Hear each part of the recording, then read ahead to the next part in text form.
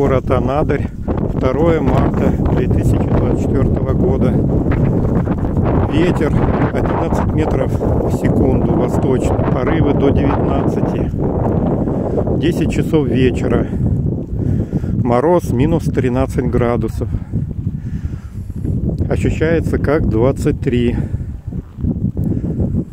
Уже безлюдно, поздний вечер. Красиво подсвечивается снег. Машин мало.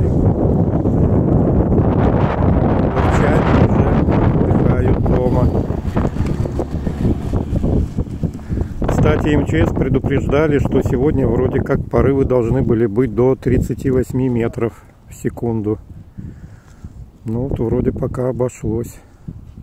Всем доброго вечера.